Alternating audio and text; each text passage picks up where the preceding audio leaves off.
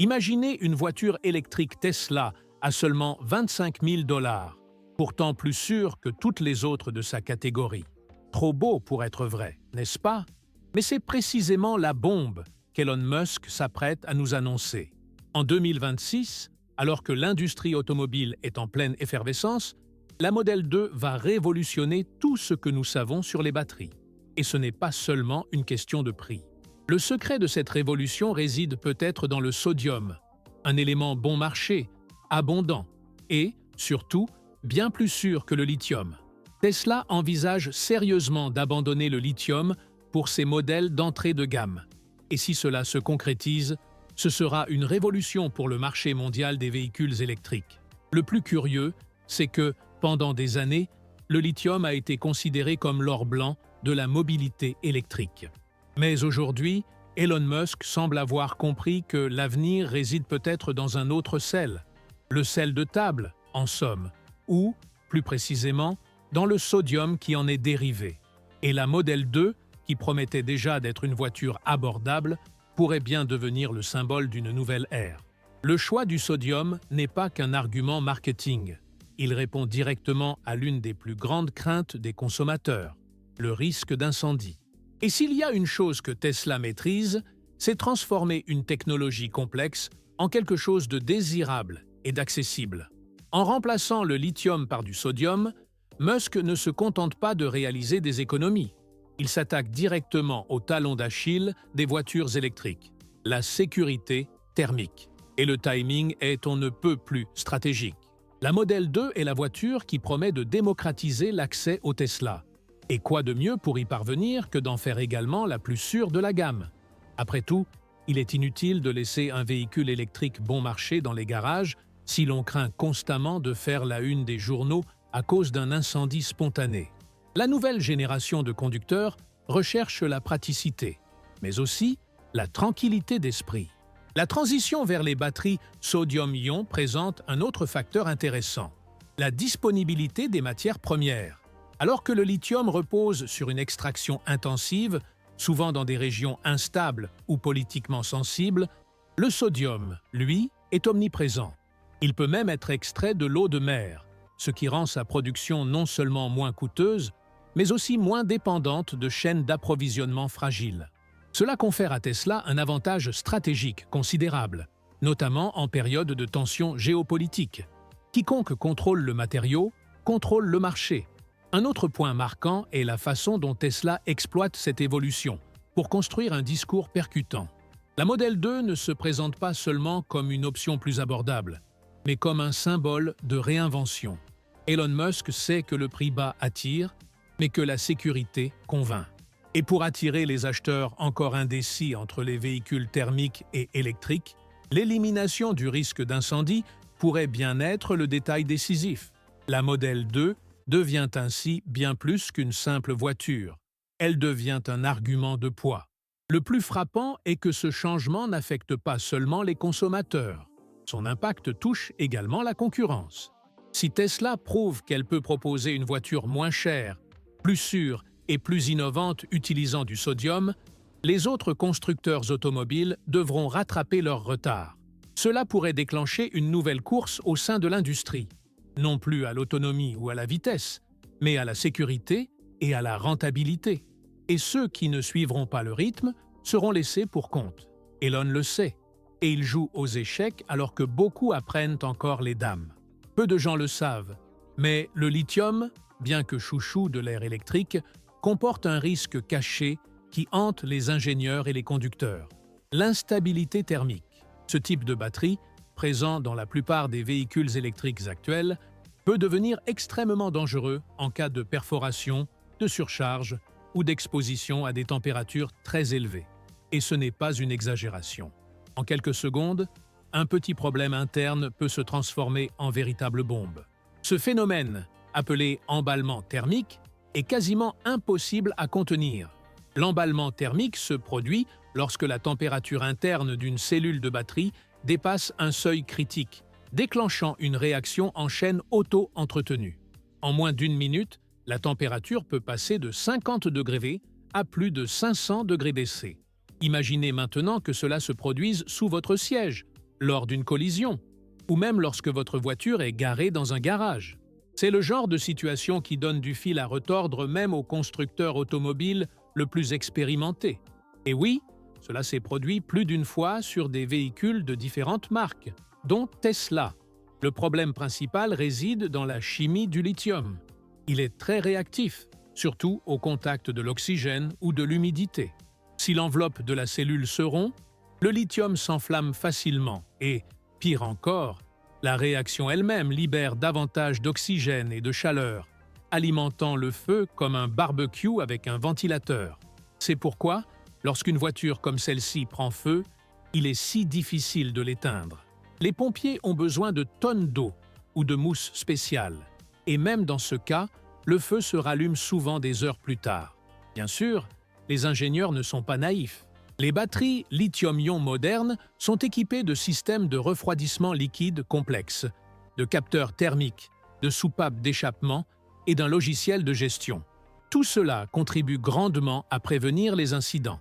Mais au final, toute cette technologie vise à contenir un problème lié à l'instabilité du matériau. C'est comme construire une clôture électrique autour d'un tigre. C'est utile, mais cela ne change rien au fait qu'il peut toujours attaquer.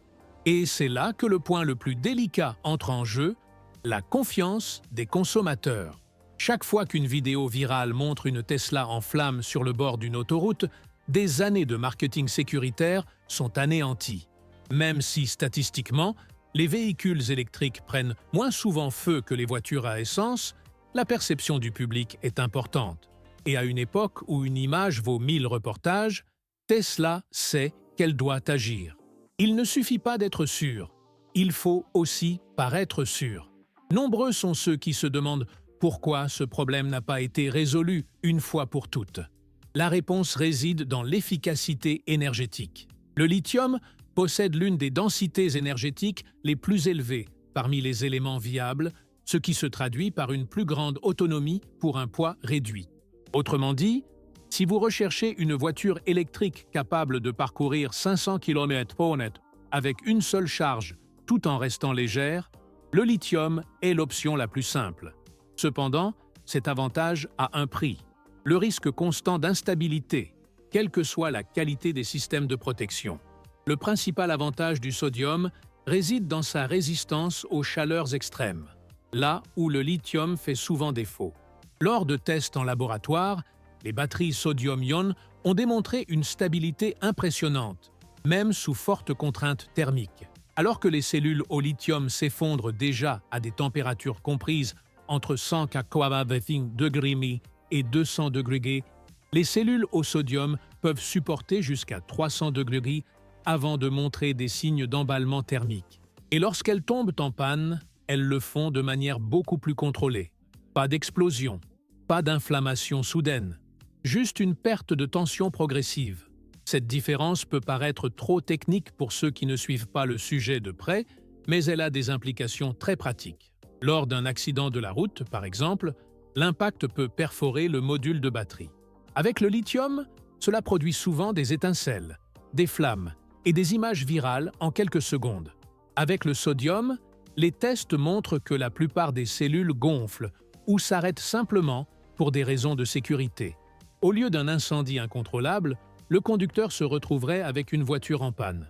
Et soyons francs, c'est un immense soulagement. Et cela ne se limite pas aux collisions. En cas de surcharge, comme lors de panne de chargeur ou de surtension, le sodium se comporte également mieux. Il chauffe plus lentement, atteint des températures plus basses et se stabilise avant que la réaction chimique ne franchisse la ligne rouge. Alors que le lithium peut passer de 100 degrés à 400 degrés en moins de 90 secondes, le sodium monte lentement et a tendance à stagner avant de causer des dommages majeurs. Cela laisse au système de sécurité interne le temps d'intervenir. Un autre point important à souligner est la réaction du sodium lorsqu'il est comprimé ou perforé. Lors des célèbres tests du clou, où un objet métallique est enfoncé au centre de la cellule pour simuler une défaillance, le lithium brûle généralement presque immédiatement. Le sodium, en revanche, ne subit souvent qu'une fuite d'électrolytes et une chute de tension. Il n'y a ni flamme ni fumée toxique. Cela transforme un scénario potentiellement catastrophique en un simple problème technique. Bien sûr, aucune batterie n'est infaillible à 100%, mais le sodium semble offrir une marge de sécurité que le lithium ne peut tout simplement pas égaler. C'est comme si les batteries au sodium avaient un temps de réaction plus long avant que la situation ne dégénère. Et dans une voiture où chaque seconde compte, cela peut faire la différence entre un accident et une tragédie. La chimie n'élimine pas les risques, mais elle ralentit le danger, et c'est une avancée considérable. Mais la sécurité thermique n'est pas le seul avantage caché des batteries au sodium. Un autre facteur qui renforce la fiabilité de cette technologie est la réduction des émissions de gaz inflammables en situation de stress. Des tests intensifs en laboratoire ont montré que les cellules au sodium libèrent des volumes nettement inférieurs d'hydrogène et de monoxyde de carbone, principaux responsables de l'alimentation des flammes lors d'un incendie de batterie. C'est comme si le sodium ne fournissait tout simplement pas de munitions pour la propagation du feu. Ce seul fait change complètement la donne en cas d'accident ou de défaillance interne. Ce type de comportement influence également la propagation du feu entre les cellules.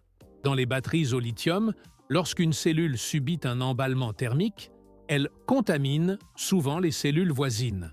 La réaction en chaîne est rapide et le module entier peut se transformer en boule de feu en quelques secondes. Avec le sodium, cette cascade est beaucoup plus difficile à reproduire. Même en cas de défaillance d'une cellule, son potentiel d'inflammabilité est réduit, ce qui rend le confinement plus efficace et plus sûr. Cela modifie les modalités d'intervention d'urgence et peut même éviter la perte totale du véhicule. De plus, les solvants utilisés dans les batteries au sodium sont conçus avec une attention particulière portée à la stabilité. Au lieu de composés hautement volatiles, comme les carbonates généralement utilisés dans le lithium, les nouveaux électrolytes au sodium présentent des formules qui résistent mieux à la chaleur et libèrent moins de gaz toxiques. C'est comme si chaque composant de la batterie était repensé avec le même objectif: réduire le risque d'incendie en toute situation. Et c'est, avouons-le, exactement le genre d'innovation que l'on attend d'une marque comme Tesla. Il est intéressant de noter que cette évolution s'effectue sans avoir à réinventer complètement le format de la batterie. Les cellules sodium-ion peuvent être adaptées aux normes de conception modulaire actuelles des méga-usines Tesla, ce qui facilite grandement la transition. Il n'est pas nécessaire de démanteler toute la chaîne de production. Cela montre que, plus qu'une simple idée expérimentale, ce changement est déjà bien ancré. Tesla peut migrer vers le sodium sans perdre de temps ni de milliards en restructuration.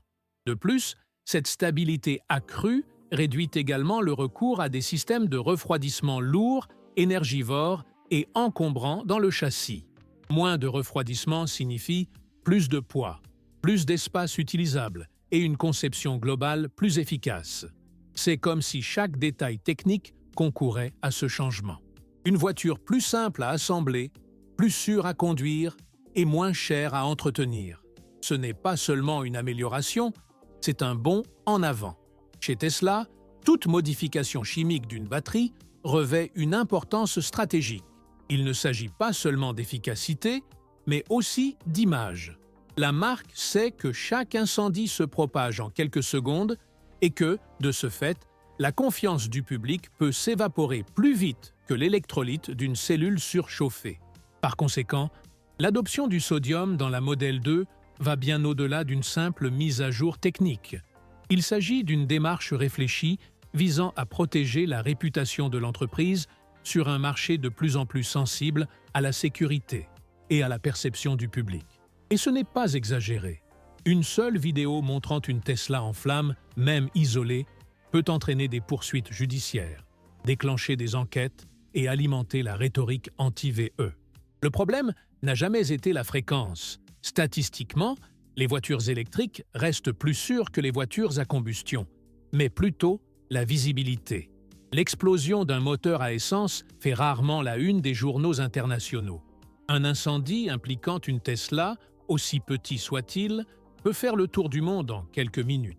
Elon Musk sait que, dans le jeu de l'attention, l'atteinte à l'image est souvent plus coûteuse que les dommages matériels. Avec les batteries au sodium, ce scénario est différent. Même lors des pires crash tests et des tests de sabotage, les résultats montrent que le feu ne trouve tout simplement pas assez de combustible pour se propager. Au lieu de gros titres sensationnels, le public verra quelque chose de bien plus rassurant. Des voitures qui s'arrêtent d'elles-mêmes, contrôlent la panne en interne et évitent le chaos. Cela n'élimine pas complètement les risques, bien sûr, mais cela réduit le risque que la situation tourne au drame et cela contribue en partie à protéger la marque. Ce changement redéfinit également la relation de Tesla avec ses clients finaux. Imaginez le soulagement de savoir que votre voiture est équipée d'une batterie qui ne brûle pas, même en cas de perforation, de surcharge ou d'exposition à une chaleur extrême. Cela crée un sentiment de confiance qui va bien au-delà des fiches techniques. Le consommateur moyen ne comprend peut-être pas ce qu'est l'emballement thermique, mais il comprend la différence entre une voiture qui prend feu et une voiture qui tombe en panne. Et cette différence change tout. Un autre impact direct concerne la communication de Tesla. Au lieu de dépenser des millions en campagne d'image, l'entreprise peut se concentrer sur la démonstration de l'infaillibilité de sa technologie. Son discours passe ainsi d'une approche réactive à une approche proactive. La Model 2, avec sa batterie au sodium, devient la vitrine d'un nouveau type de sécurité, reposant non plus sur des capteurs et des extincteurs automatiques, mais sur une chimie intrinsèquement sûre. L'entreprise dispose ainsi d'un nouveau discours pour vendre non seulement la voiture, mais aussi l'idée d'un avenir sans peur. Le choix du sodium est également étroitement lié à ce qui se passe déjà en coulisses dans l'industrie. Le géant CATL, premier fournisseur mondial de cellules de batterie, a déjà lancé la production commerciale de batteries sodium-ion. Et le plus surprenant, il ne s'agit pas d'une expérience en laboratoire ni d'une promesse lointaine.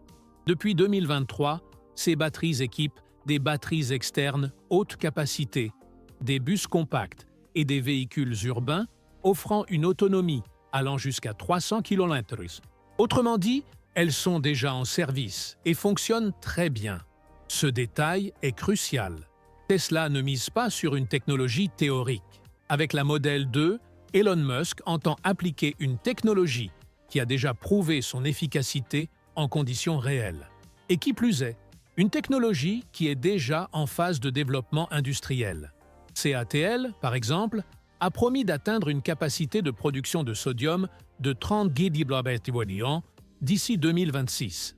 Cela représente suffisamment d'énergie pour alimenter plus de 600 000 véhicules électriques par an. Et entre nous, on ne peut ignorer un tel chiffre, surtout si l'objectif est de démocratiser véritablement les véhicules électriques.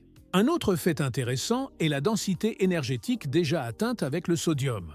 Les versions commerciales des cellules CATL atteignent 120 Wh/kg, un niveau qui, bien que inférieur à celui des cellules au lithium, est déjà suffisant pour la plupart des déplacements urbains.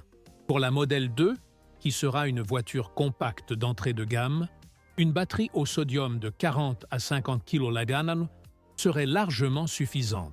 Cela garantirait une autonomie confortable sans compromettre le prix ni l'espace intérieur. Et en parlant de poids, le calcul est lourd. Une batterie au sodium complète pour la Model 2 pèserait entre 350 et 400 kg, soit un poids très similaire à celui des batteries lithium-fer-phosphate actuelles de la Model 3 de base. La différence réside dans le fait qu'avec le sodium, les coûts de production chutent. Pour vous donner une idée, alors qu'une tonne de carbonate de lithium a déjà atteint 70 000 $ en 2022, le carbonate de sodium coûte moins de 300 $. En effet, une différence de plus de 200 fois le coût de la matière première. Cette disparité change radicalement la donne. Rien qu'en termes de composition des batteries, Tesla peut économiser plus de 1 000 $ par voiture. Sans parler de la logistique, puisque le sodium peut être obtenu pratiquement partout dans le monde, sans dépendre des mines de lithium d'Amérique du Sud, d'Afrique ou de Chine. Cela renforce la chaîne d'approvisionnement, réduit les risques géopolitiques et accélère la production. Autrement dit, cette combinaison d'avantages